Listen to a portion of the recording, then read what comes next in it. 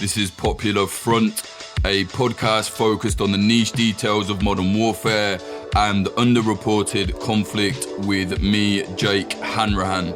Today we're speaking to a young man named Kabaw. He's a Burmese rebel in Myanmar, a freedom fighter. He joined the resistance at 18. He's from the city and he ventured out with some friends into the jungles to join rebel factions to fight back against the brutal military junta in Myanmar. Now, the audio on this obviously isn't great. He's out there in the sticks, in the jungle. He managed to get to a point where he had internet for the day, where we could speak. So I've left it as it is. There's not much we could do with it. It is definitely understandable, though. It just breaks up now and then. Support us at patreon.com/popularfront.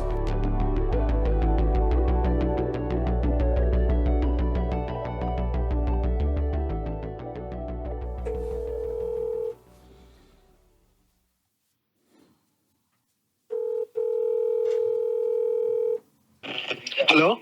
Hey, how you doing? Yes, I'm good. How are you doing, bro? Not too bad, mate. How's the signal? It sounds okay? Yeah, can you hear me good? Yeah, man, it's actually really clear. Good. Yeah, it's good, it's good. How's things today anyway? How you doing? Pretty good, I think. We moved to an office here. It got signals and everything. Okay, nice, man. Well, if you're ready to go, I'm ready to go. I think let's just start. Okay, I'm ready to go. All right, man. So firstly, can you, for our listeners, can you introduce yourself, who you are, what it is you do, which unit you're with, that kind of thing? Hello, my name is Kabaw too, and I am within the resistance. We're called PDF, People Defense Force. It's found after the coup that happened in 2021, and I'm a private soldier there, and I also work with the Free Burma Ranger. That's where I met James, and I used to be a student. I study international relations, first year of international relations. And how old are you? I'm 20. I'm soon gonna be 21 in October, coming October. 20, so you're really young. Can you tell us, how did you become part of the resistance? Take us back to what made you decide, right, I'm gonna go and join the fight. After the coup, it was February 1st, and then we heard there was a coup, and my mother was crying and everything, She's been like coup for 2 times in her life. So she started crying because she already faced the coup, She's already faced the things that I face now. So it's like she's very upset, and I feel something, I have to do something, but we gather our friends and everything, from schools and everything, and we have student unions, and I try to connect everyone, and we started to do the protest, but there was I think it's propaganda by the military, by the junta. It says that, can you hear me? Yeah. Yeah, if we protest within 72 hours, the coup will be succeed, and UN won't come. That's what the propagandas go around everywhere. On Facebook and everything. If we start to protest, they say if we start to protest and then the junta will win. The UN can help us and everything. Ah, right. So they were saying if you protest, then you're gonna make things worse. Yeah, they say there's something called responsibility to protect. It's called R2P, You ever heard of them? No. No, it's something that UN would send to a country to help, So they said that R2P is coming, and we how to say, we can't protest, We have to wait for 72 hours. And then we actually wait, everybody wait.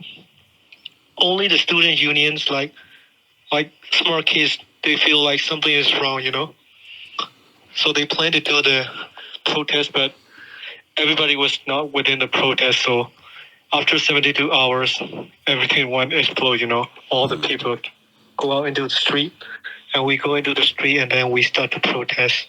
It was very fun experience. My first protest, Yeah. And what happened at the protest? It was very peaceful at first, So like, so they're like protest leader,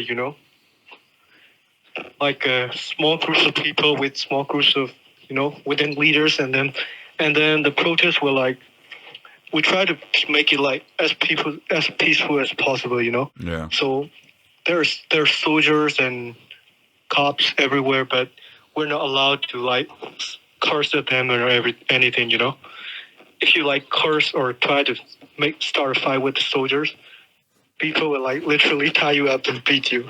Jesus Christ. You're not you're not even allowed to bring like Molotov or knife or everything. Mm-hmm. It's very peaceful. Like we try to give like flowers to the soldier and stuff. And that didn't work. Yeah, and then like it went on for like 1 month, and then like they start beating at us like with sticks and rubber bullets.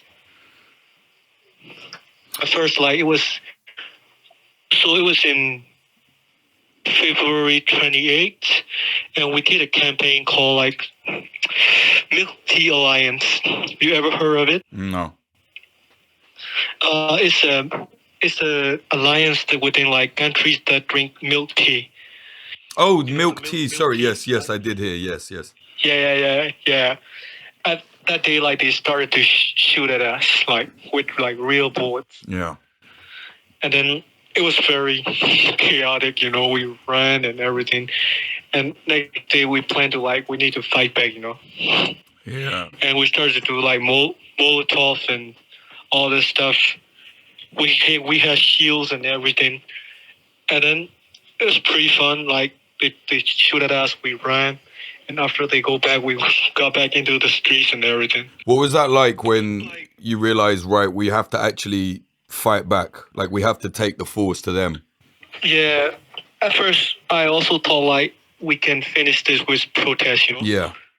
I thought, like, shooting people, like, literally with, like, machine guns and everything is not possible in like, this era, Yeah. I thought, like, maybe if they do, like, something that bad, maybe some like strong nations will interfere or something, try to stop them. And then like at first like they shoot just a little bit. Sometimes they like shoot at the sky. But one day like it was I think in one township like they shoot people with the machine guns.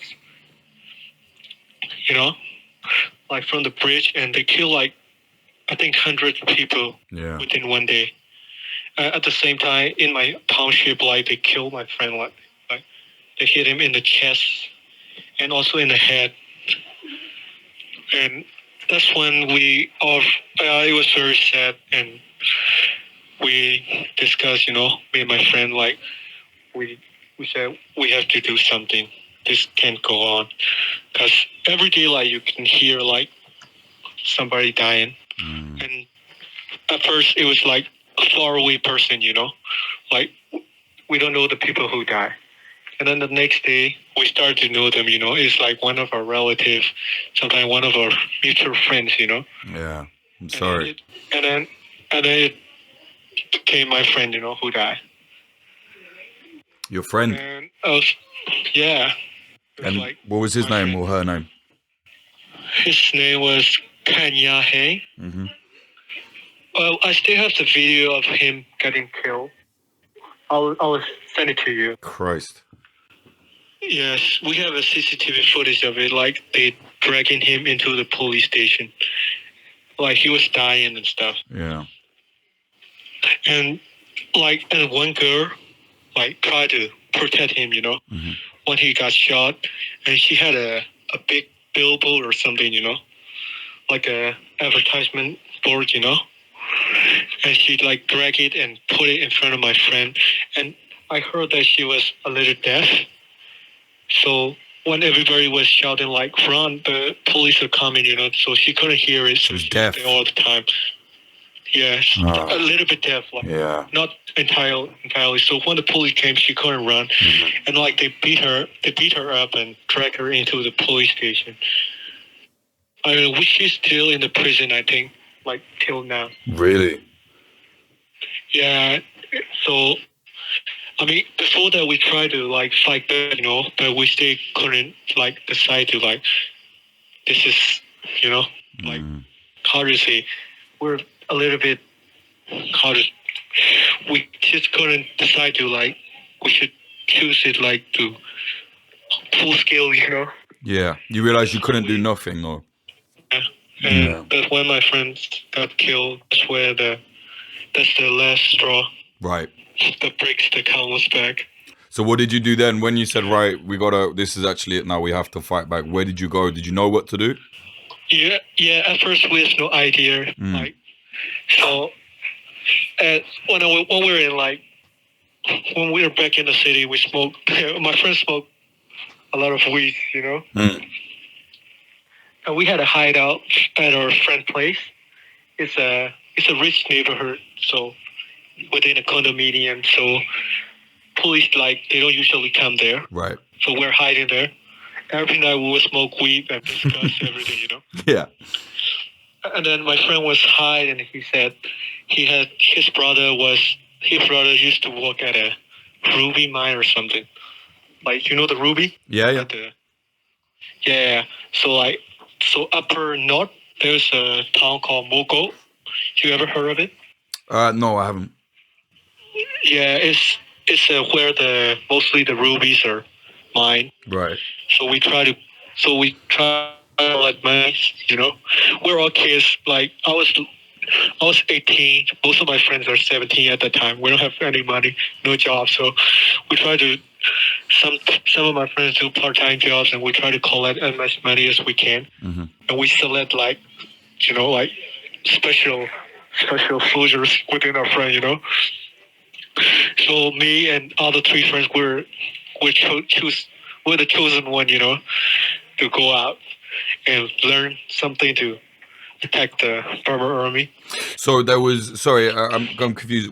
So there were already rebels at this ruby mine. Is that what you're saying? No, there was no rebels or anything at the ruby mine. We don't even know where the rebels are. Right. We just think that if there is mines, there might be some explosives, you know. I get you. Sorry. Yes, I understand. Right. Yeah. So we go there and we try to learn like do homemade explosives and stuff and everything, but it wasn't enough, you know. They just teach us to like how to blow up rocks, you know. It's not how to say suitable for combat or try to fight a government army, you know. Yeah. But we learned it, and then so at first, like during the protest, we have barricades, you know, like barricades, and behind the barricades we have Molotov and slingshots and everything. So when the police stopped the riots and police like shoot at us, and then after like they're not police anymore. Like the soldiers faced with the switch.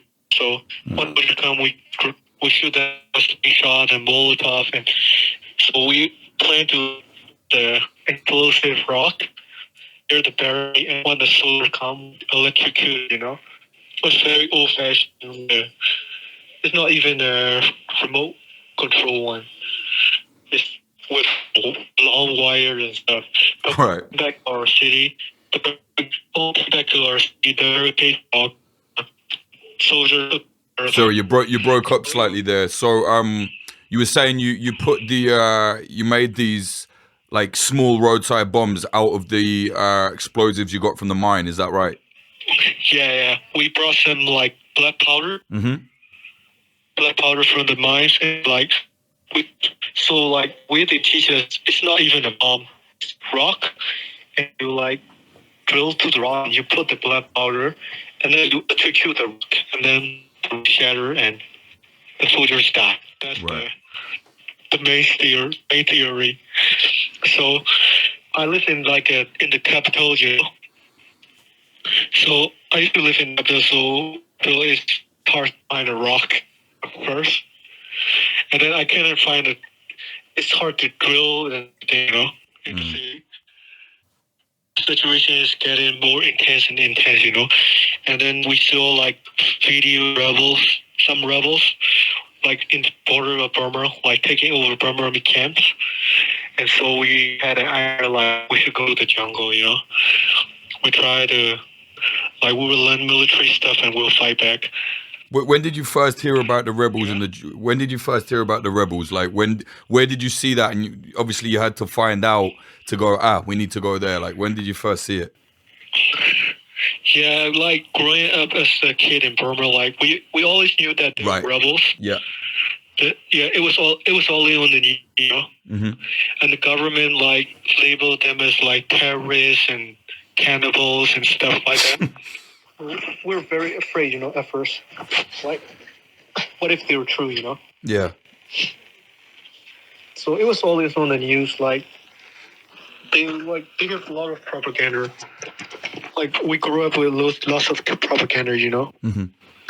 But like we have like student unions and all those friends. So we have some books, you know, like illegal books. So I read them a lot. Like I read a lot of books growing up as a kid. So I know the rebels are not as bad as they say, you know. Yeah. And then the first video I saw is from from the Facebook, I think. Like the Korean rebels, they take one Burma army camp, and it encourages, you know.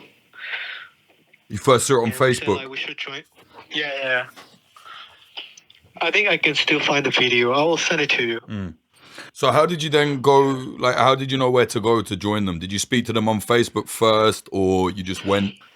No, like, the video is not even, from their official, it's not an official record, you know? Right. It's just some guy with a low-quality phone taking pictures, you know?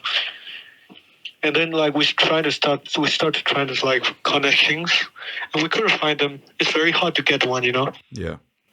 So we're, like, asking people, like, you know, how to go to the jungles, and we try to find connections, and we find one guy, you know? We met him at a hotel. Like, he talked really big. He said, like, he had guns and everything. Mm.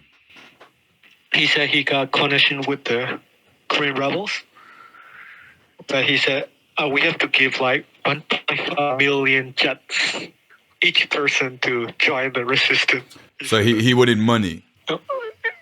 Yeah. Right, he's a scammer. He needs the money for the guns, you know. Mm. Well, you know what we think? We think he's like 100% legit. Oh no! We think like it makes sense, you know. Yeah. Guns, you have to buy guns. You have to earn it, you know. Right, and you were young and inexperienced at the time as well, right? Yeah. But one of my friends, he's a little conflict about the idea, and then he said like, "What would we pay like 1.5 million for each person?" And we have like 15 people, like our group of friends, like 15.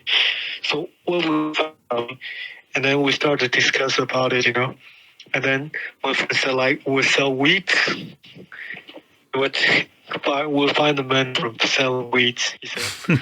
And another of my friends said, "It's too much time to like beat up kids, and it's not like it would take a long time, you know." Yeah. And then another friend said like, "We will sell higher drugs than wheat, you know."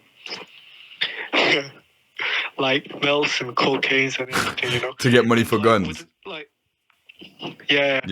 So like we're teenage kids, you know. Like, drugs are everywhere within the streets, you know, because the country is corrupt. Mm-hmm. But one of my friends, he was very political, and he's like very knowledgeful guy, you know. Yeah. He said like the revolutions and drugs, they're not the same way, you know. Drug is a bad vice road, you know. You get in and you can't get out, he said. Yeah, I think he's a smart guy. And so we denied the idea. And we're hopeless, you know. We think any way to get money very fast, you know. And then the guy who said he would, you know, the guy who said that he has the connections, that frog guy, you know. He said he had a job. He said, and to very easy money. He said, like, I think 0.1 million. That's each day. So we're like, oh, that's very good, you know. What do we have to do? He said. And everybody was excited. We will get the money very easily, like 3 days, and we get one gun, you know. It's Right. a very good deal. So we asked him, like, what do we do? What's the job? And then he said, like, we have to, like, sleep with, like, widows and women. Oh my God. So he's a sex trafficker. Fucking hell. And then, as you saw my pictures, right? I was very fat, right? Yeah. Yeah, and I wasn't within the list, you know, sleep with the woman, sleep with the, to do the job. I was out of the list because I'm not attractive, you know. Oh my God. And so all my friends, yeah, and most of my friends, they are like oversized guy like me, Yeah. and they couldn't.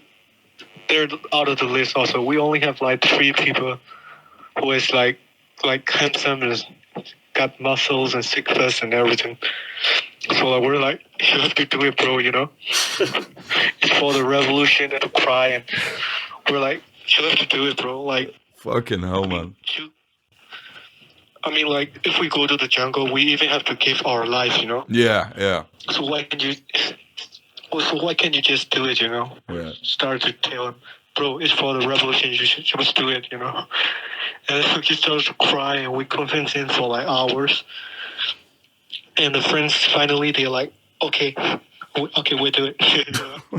And so at the time, one of my friends, he has a girlfriend, you know, like an ex-girlfriend. Mm-hmm.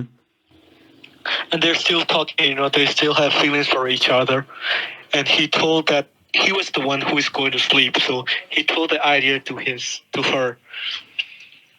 So he heard that we're doing that, and she had a connection with the Korean rebels because a woman like who lived next to her house was a former Korean rebels. Right. It was like coincidence or something. Mm-hmm. And then she came to the hotel we are in, and she said like, I have a connection. You don't have to pay any money. You can just go. Oh, your friend must have been so relieved. He was like, okay. And then I wasn't convinced with her, you know. Yeah. I didn't believe her, you know. I'm like, you give us free guns? What? Right. I have a guy. He has money. He's legit, you know. Mm. You're. So I don't believe her, you know. Yeah. And then, yeah, and then for like a couple of years later, we're still finding like connections. Like we try to pull strings as much as we can, so we can have like multiple choices, you know. So at that time, we have 2 choices: the guy that asks money and the girl who doesn't ask money. And we started to see one monk. He said he had a connection with the Shan rebels, like north of Burma. Yeah. And then I go meet him, and there's nothing special. He said we couldn't go there yet, and then we're on our way back to our hideout, and my friends are like playing guitar. So we only go there like 3 people, like all our other friends like stay at the hideout, you know. Mm-hmm. And then one of our friends wants to joke the other friends, you know. And what he did was like, he said, I'm gonna lead you guys. You just add my joke, you know. And then he run upstairs to the hideout and he start banging the door. And the other friends opened the door, and then he didn't say anything. He was like, he pretend he was in a rush, and then he run into the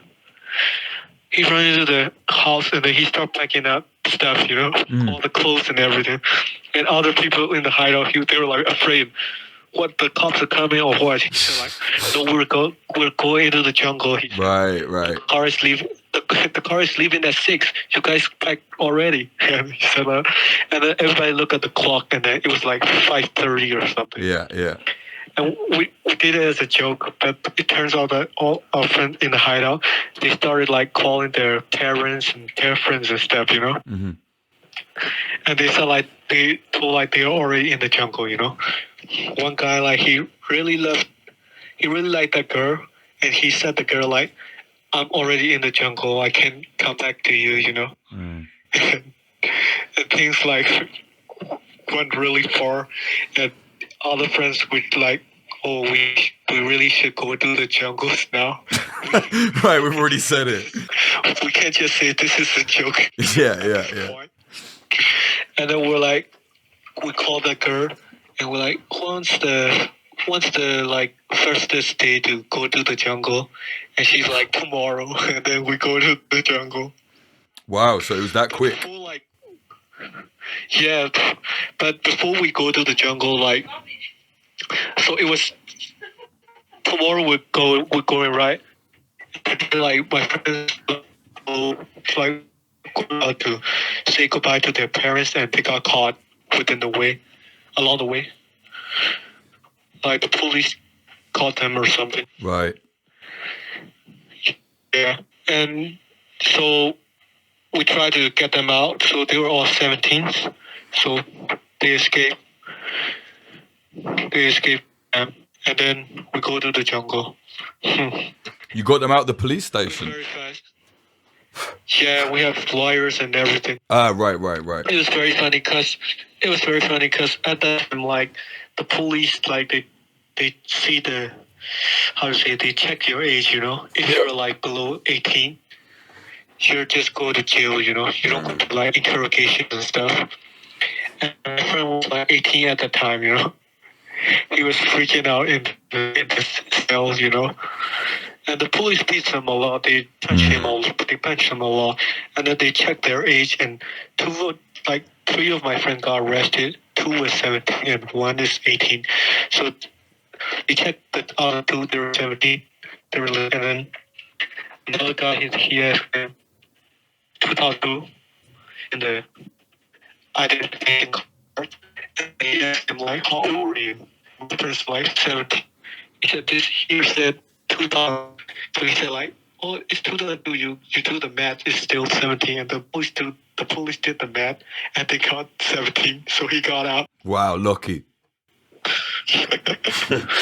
Yeah, and after they got out, we're leaving. We go straight to the jungle. How did you know where to go though? Did somebody tell you? Did somebody take you? Yeah, the girl, you remember? So the girl took you into the jungle, right? Yeah, she's still now with us. Mm-hmm. She's a medic now. Wow. Okay. What was that like going to the jungle? Oh, it was very easy. I'm even surprised, Really? We go there with a air conditioned express. Wow. Yeah, and we have beef and everything along the way, and we're oh, this is modern rebels, Things are not gonna be hard, Mm-hmm. And there's so many checkpoints, and we're 200 pounds guy. Nobody suspects us these guys are going to jungles and everything.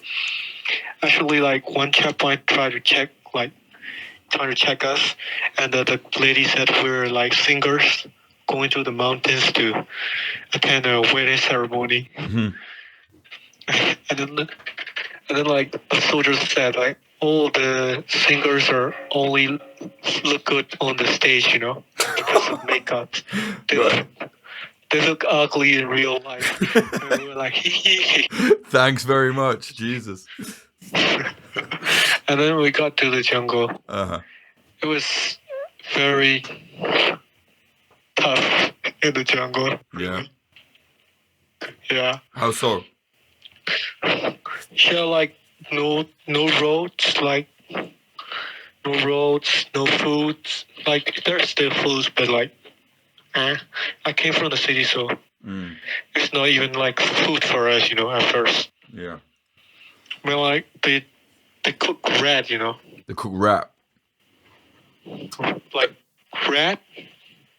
That must have been hard to get used to.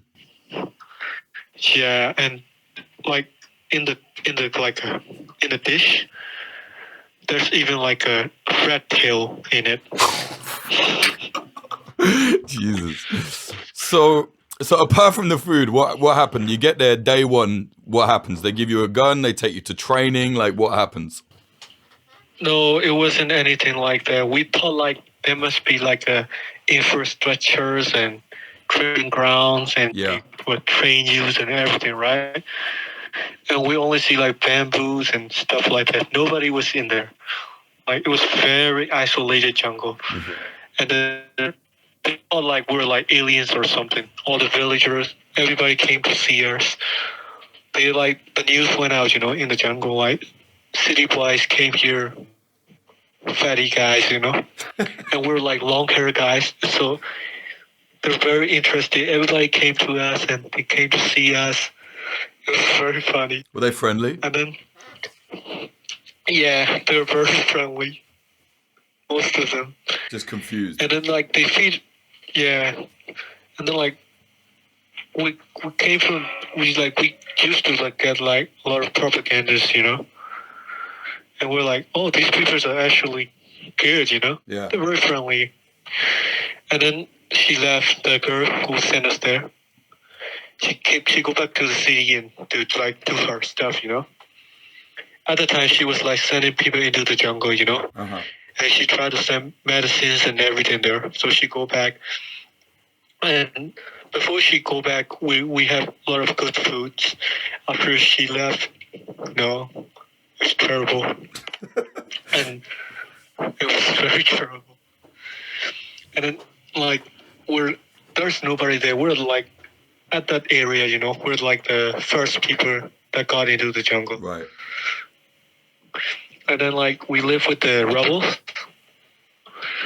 I mean, like they're very skilled, living in the jungle. For us, like we couldn't even tie a hammock.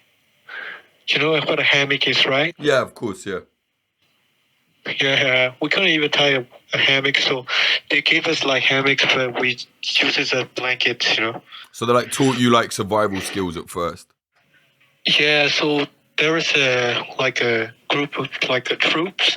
They were like patrolling around their territory, So we're told to like follow them, and we're like we don't do nothing, We can't cook, we can't even start a fire, and they do all the jobs, And one time, like we were like reading poems and stuff, Yeah. and we're talking, and then we got back to the place where we live, and it was already six in the evening, and all the Korean rebels are like they already done their setups and everything, They got their they got their hammocks and they have all the tarps, and they already started fire. Everybody eat already, and we're like we have nothing, And then we try to sleep on the ground, and it started to rain, Yeah. It started to rain like really bad, and we try to sleep under the rain for like 2 hours, and then it was like 1 a.m. in the morning, and we couldn't take the rain anymore.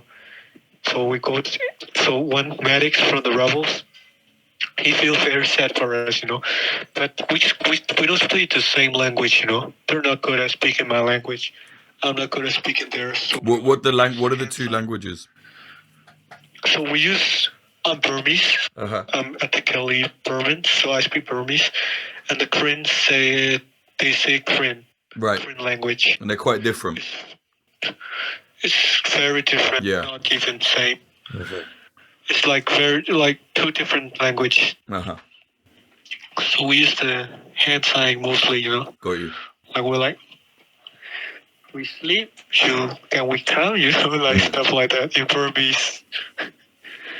And then he was like he feel very sad for us, and he called us under his tarp. It's like a very small tarp, Mm-hmm. And then he teaches how to tie the hammocks and stuff, And we're like, okay, we know.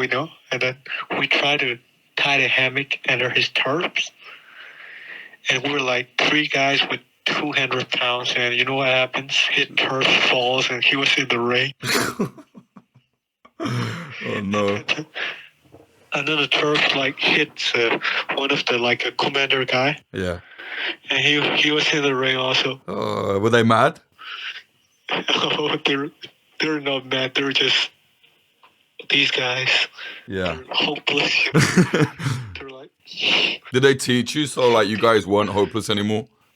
No, so they go on their way and they how to say, they left us in that place. Yeah. And they left us one guy. He's a commando guy. He's one of the rebels. And he was assigned to like teach us stuff, like very basic stuff and everything. So he teaches from like very basic, how to start a fire, how to cook, how to climb a mountain, how to cut woods and everything. Yeah. And he gave us all the names I'm using now is a code name, We don't use real names here, most of us. So he gave us our names. It's Korean names. It means light. Light. And he teaches all, yeah. Kabaw, yeah? And he teach what? Kabaw, you pronounce it right? Yes, Kabaw. Yeah. Kabaw, got you. Yes, yeah. So he teaches everything and stuff. He teaches like basic military stuff and everything. And then like after like 1 month and like 2 weeks, and more people are starting to like come into the jungle, And then like other groups, like we have a strike called CDM. Have you heard of it? Yeah, like a unit, right? It's a civil disobedience movement. It's like a strike. Yeah, and more people are coming in, and they found like a, how to say it, like a government, NUG. Yeah. Yeah, and some coordinators for NUG comes, and they try to recruit us and stuff like that. They say like they're founding the army, And then eventually we joined them. Now PDF, I think. It's a long story though. Right. So how long did it take you from getting to the jungle that first day when you couldn't even tie a hammock? How long did it take from that to when you first actually became a fighter, engaged in your first battles? I think maybe like 1 year. 1 year. Wow. That's quite a long time. Yeah. That's quite a long time so we found an army, we claimed that like it was like you imagine it like a jungle, full of bamboos and trees. And then they said like clear this area, cut down all the roots. We only have knife and shovels. And then we cut down all the trees and bamboos, and then we get rid of all the roots in order to get a training ground. It took us like 2 months. And we got COVID, Oh shit! Yeah. The Delta one. It was very bad. Yeah. I mean, like I can only walk like 10 steps, and I start to exhaust. Yeah. Everybody got COVID, and some like COVID, malarias, and it was bad, So tell me about the military side of things. How did you get into that? Like, what was that like when they first said, "Here's a gun"? Yeah, explain that for us. No, I have to. So then the training starts, and the problem is there was nobody to train us, Yeah. So the Korean rebels and the leaders from our side, they're like they don't have trust within themselves, Yeah. They don't trust each other yet. But on the ground level, we trust each other, But on the government level, they don't trust each other, Yeah, there's a long history of fighting, right? Yeah. So the rebels, they would give us a place to stay, and they won't send us a person to train us, So we trained ourselves literally. We just like do PTs, and some people like who joined the rebels like in different area, and that area the rebels and the government, the leader from our side, they're like good friends. So they have some training, so they came to us and they gave us training back, and it was very chaotic. They themselves were civilians, so.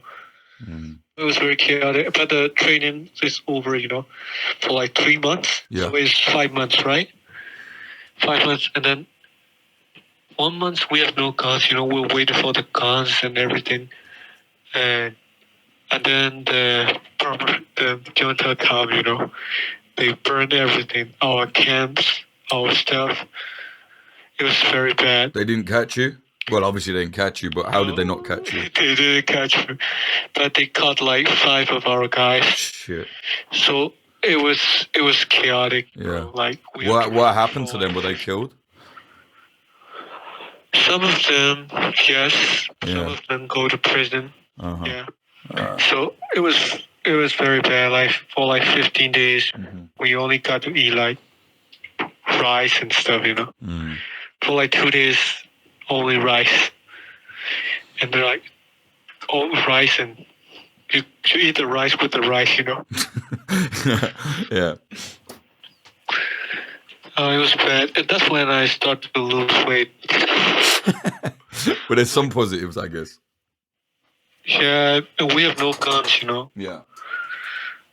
And what happens was like I was in the camp when the junta like surrounds our place. We don't know that they are there. Well, I was carrying a rice sack, and then I got out of our place, and then I was like 15 minutes away from our camp, and then they raid our camp and burn everything. Wow. So you got lucky. Oh, I got lucky. I was very lucky. This. And some of our friends also, like, they're like 2 minutes away from the camp. They just run when they heard the gunshot. Because we don't even have a slingshot in our hand. Wow. You couldn't fight back at all. And then, yeah, it was very bad. We had to hide in the jungle for like 15 days. We're like hopeless. Yeah. We're like, who's gonna come and save us and everything? And then nobody dares to go back to the old camp to get the stuff. Yeah, of course. And it was like December. It was very cold in the jungle. Wow. It was in 2021. Yeah. Yeah, and then like after for like few days, the rebels came to us and they said like, you guys can go back to the camp, to get the stuff. And then we go there and like they put the oil and diesel together, so that we can use. They literally like destroy everything, Yeah. And it was very bad, and we don't stay there anymore, after everything happened. And then we moved to a different place with different group of rebel, And then that's where the fun starts. The place we move, like they're like badass guy, Yeah. They're like the one you would see in the movies, Really, like proper fighters, guns, ammunition, training. Not really, but they're badass still. Okay. How so? Just dedicated? Yeah. And they're like passionate. Got you, guys. But they don't have good guns, Man, the guns, most of the guns, like the arms dealers try to, cheat on us, Yeah. Can you imagine, like, some guns, when they shoot, like, the bullets go sideways? Whoa, that is not good. That is not useful. Yeah. One time, like, we bought a gun from Thailand, and we tried to shoot the gun, and we shot the tree, like, very close, Yeah. And we couldn't find the bullet in the tree. And we started to laugh at our friend Susho, We're like, you're so bad at shooting guns, And he was so embarrassed that he started looking for the bullets, and he couldn't find it. And then we put the guns like downwards, and the bullets came out of the barrel. Oh, so there's a hole. Yeah. Jesus, so that's no good for fighting, right? Yeah, so the place we mostly use like claymores, Okay. to fight. So that's where we have to go to like we actually got guns and we got to start to fight. But it was like very boring fighting, You just go there, set up the claymore, you go back. Yeah. That's it. I didn't get a chance to go to frontline much, So you were just like laying bombs here and there.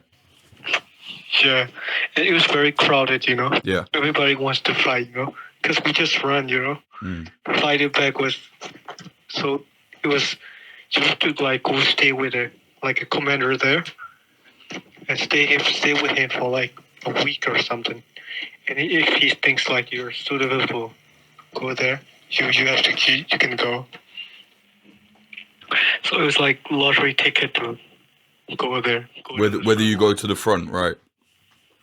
Yeah, most of the time. Like it was last year when everything was, we have nothing at the time. So when was your first time when you got to go?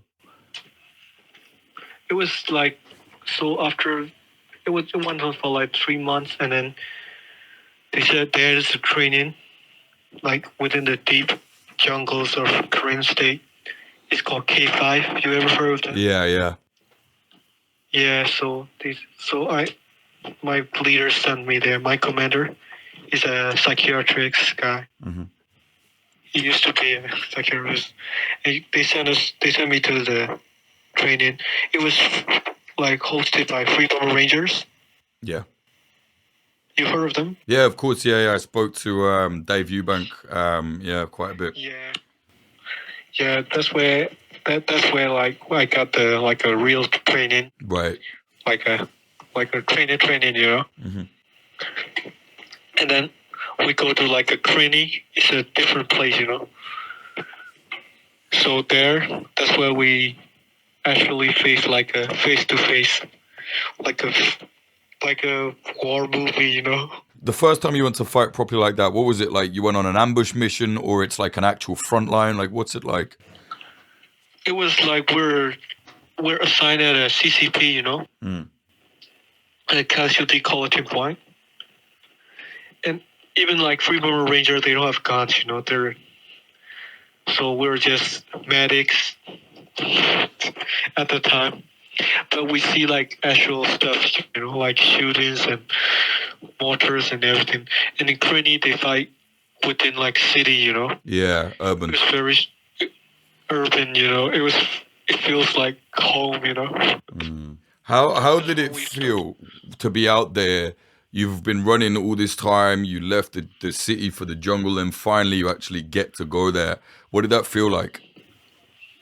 Oh, it was very exciting, and very hopeful, I think. Yeah. In Cranny, that's when we first we experienced urban again, Mm-hmm. At first, I thought going to the city is like it may be like 5 years, And then in Cranny, they were like fighting in the city, so I was like very amazed and surprised also, And the guys who wants to like train it together with me in K5, most of them are like commanders, here in Cranny.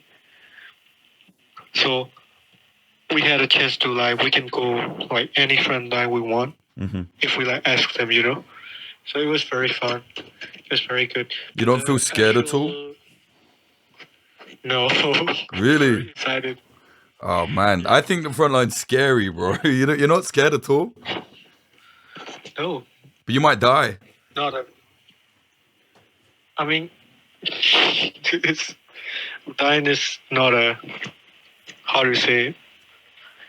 I mean, it happens. Yeah. I guess that's one way to look at it. Yeah, but what I'm really afraid of is like losing friends, Yeah. Have you lost many friends? Yeah, a lot. I'm sorry to hear that. The guys we went to like trainings together, like almost like 10 guys are already dead. Your friends from the city that you left with originally, do you mean? No. The one I met in the jungles and in the training. Okay, the first people. Yeah, but luckily the friends that I came into the jungle together, they're all alive still. They're alive?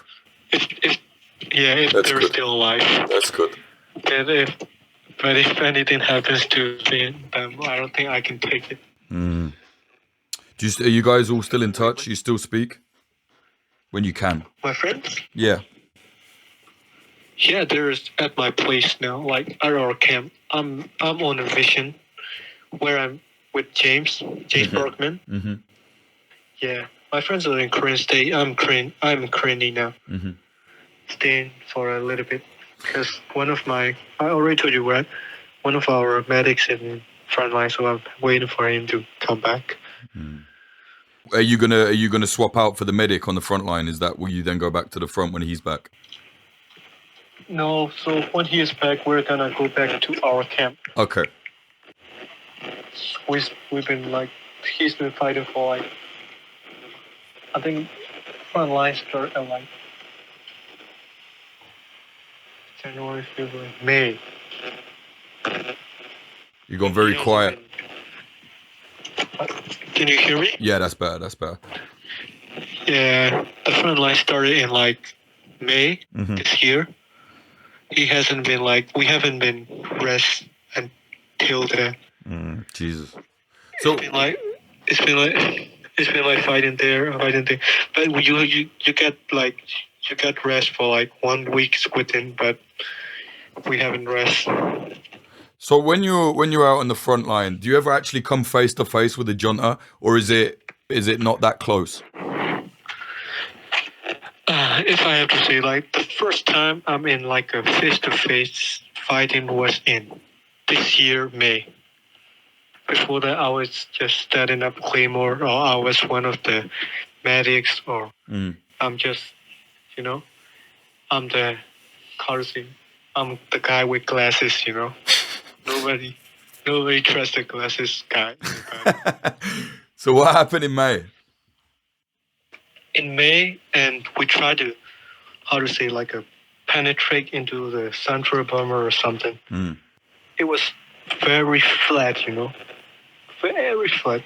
We used to fight on the mountains. It got covers and trees and everything. But in the flat, there's nothing, Everything's flat. And we tried to fight there. And that's when, we met the junta, very close. And it was very bad experience. Because most we have, lack of ammunitions and everything, Like 8 a.m. in the morning, Burma Army the junta is in the killing ground, Yeah. They're within the fields, and we're in a village, holding security, and we're shooting at them. It was very fun. We're like, damn, take it, And then by in the afternoon, we all ran out of bullets. And then they're in the jungle, and we're in the field again. And they're like, die, you son of a bitch. You can hear them? Luckily, none of us die. That's good. There we can hear them. And it went for 7 days, I think. And then the last day, I even remember the day, April 4th, and the airstrike and everything, Yeah. And that's the problem, right? They got the planes. Yeah. Yeah, they got helicopters and everything. And then while we have to retreat, Yeah. And then we're retreating back with IDPs, all the villagers, all the kids and everything. It's a lot of responsibility. Yes. We only have 10 guys. We have guns and everything. Yeah. So I had a kid on my arms. We were carrying all their stuff, all the villager stuff and everything, But we said this is not a good idea, We should split up with the villagers. Otherwise, if the junta see us, they will kill us for sure. Yeah. And we don't have bullets. And I only have 20 bullets. My friend only 9. Wow. My friend he only got 9, so we said, but the villagers are still very scared, Yeah. And they want to follow us. And we're kind of, conflict, if we left them, will they be safe? Or if they stay with us, it put more dangers, Yeah. Because if they're seen with us, They'll be killed. they will be killed. But if they're all in the jungle, we don't know for sure that they won't be killed, So one of my guy, he got hit in the eyebrow, and he started bleeding. And one of the medics, he was giving him stitches, And I was taking picture and there are kids and everybody. It's at night, It's 9 p.m. And we had a small light. And then we were treating the patients. And then I was taking pictures and I was sending in to the rangers, like a report. Yeah. And then I don't have a phone, so I use my friend's phones. That's why you can still talk to me because of that phone. Right. Then that phone had a map, And then I was about to give the phone back to my friend. He was the point man, And then I gave him the phone, and we got shot. Very close. Like, we can hear them screaming and everything. They already surrounded us and they ambushed us. It was bad. How did you get out of that? I don't even know. I just run. Yeah. We all just run. You got lucky. We don't even know.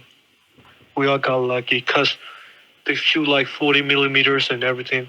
I mean, like, if I even try to tell that day about to other people, they would think that I'm bragging about it, But it's very bad, very close. No, I totally understand. I mean, this is the reality of what it's like. Yeah, I'm even surprised that, like, we're all not dead, Yeah. Have you been injured before? All of it. No. That's good. Not even today. Everybody, like, even the villagers, the kids, they all got out. That's great. And my friend from the point, man, he just sprays fire, into the dock. And I think that's what stopped them from, like, following us, Yeah. So we have to run, like, all night. We all have to, like... And I got split up with my friend, but I still have the phone I'm carrying. So I look at the map, and then I run, like, all day, all night. Like all night without waters. And my friend, they have to drink, like, cow pee. Christ. But you got back. But sadly, one guy got killed. He's also a PDF. Oh, he died? And yeah, like, hit in the neck. Oh. He's the only one who died.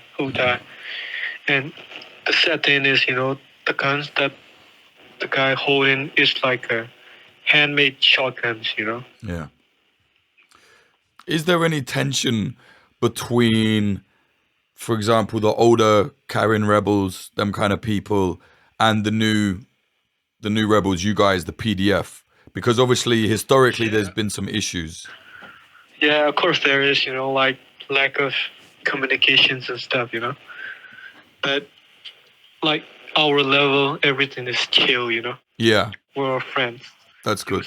You starve, I starve, we both starve, Yeah. The Koreans, they only got to eat, like, little food. Us, same, Yeah. So we're all cool in the ground level, but leaders level is not very chill, They have arguments. They're always arguing and stuff. Yeah. What do they argue about?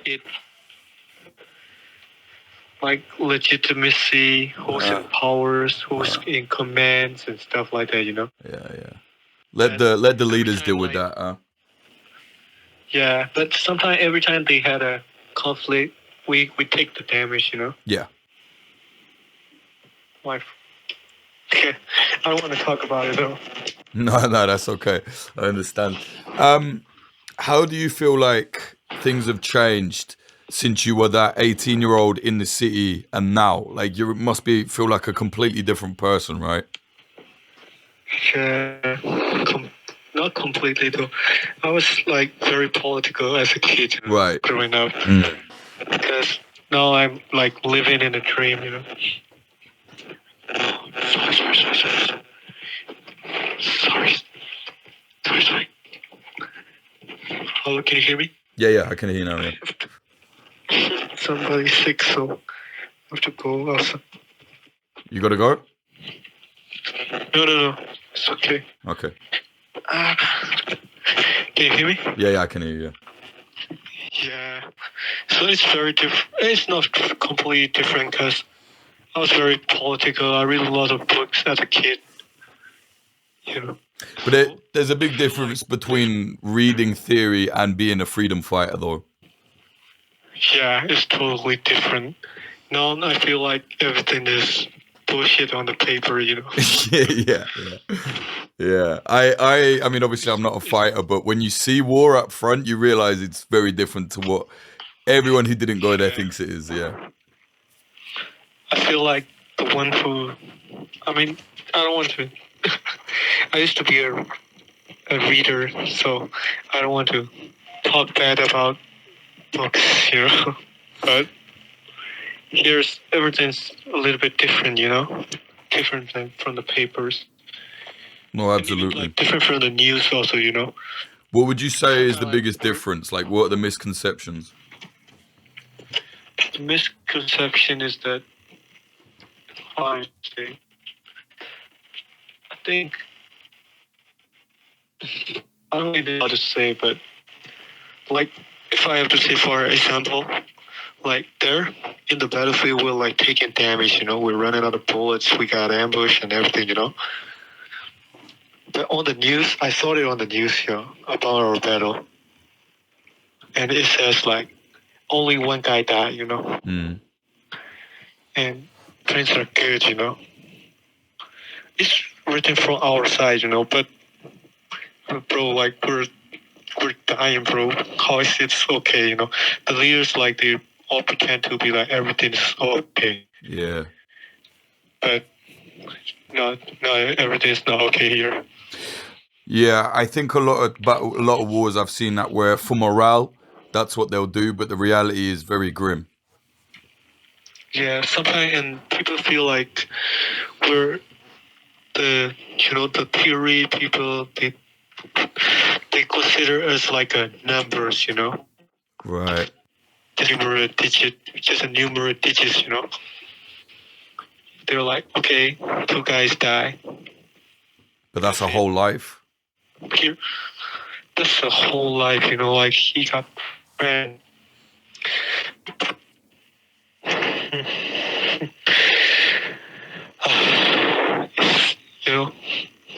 You know what I mean, right? No, totally.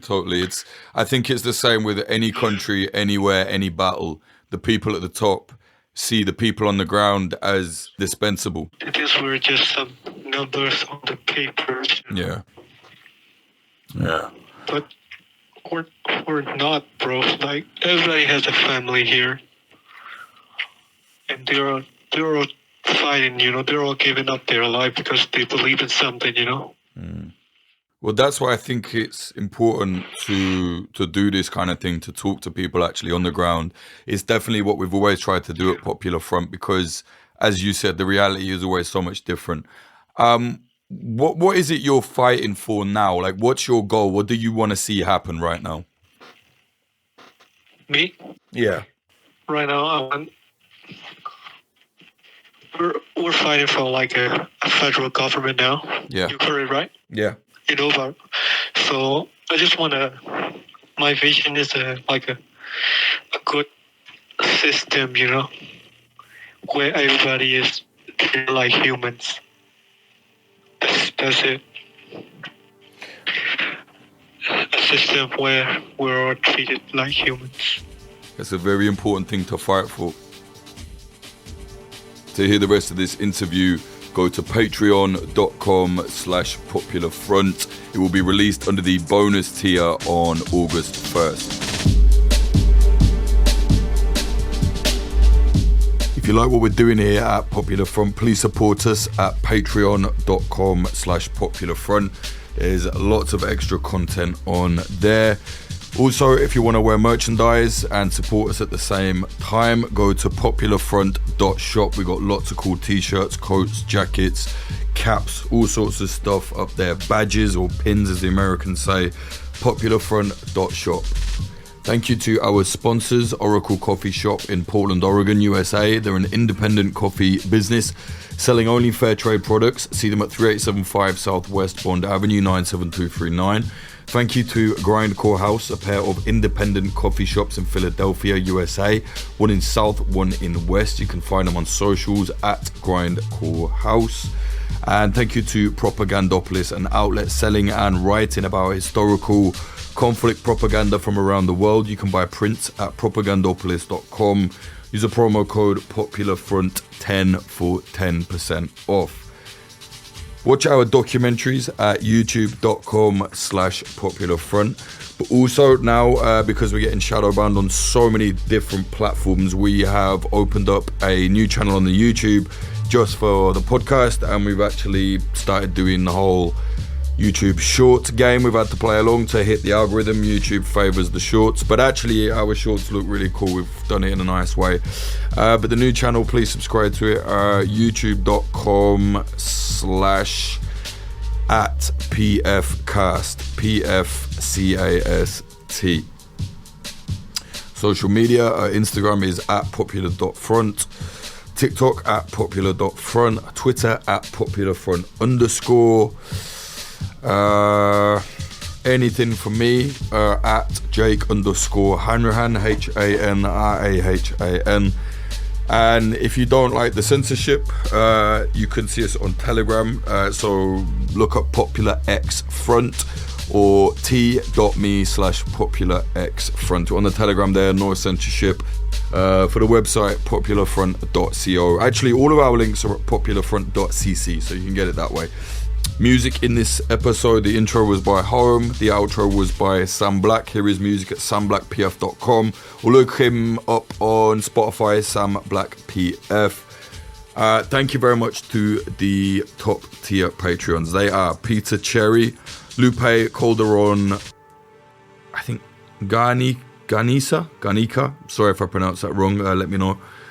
Cyril Geist, Dali, Thomas Giuseppe, Jake Fuentes, Viola Forvel, Christian Bustamante, Victor Villa, Daniel Verdin, Margosha, Rohan Irvin, Ryan Barbadillo, VS, Brian R, Justin Katuna, Evan Pank, Bradley Hope, Wizard Actual, Benjamin Topper, Siddhartha O, Cameron Collins, Matthew Dithley, Claire, Liana, Robert, Sean, Christian Norwich, NTHG, Arturo Rafael Macias, Ethan Zivik, Kefi is the Mind Killer, Peter Nybraten, Gabriel K, AG Barcelona, Elise Middlefart, David McManus, Tom Petrie, James Leons, Bradley Davies, No Dogs No Hamsters, Brendan Crave, B, Dallas Dunn, LD50 Seattle, Adam H, B Rambo, Larson 8669, Ivan Julien, Bjorn Kirsten, Diamondstein, Michael O'Connor,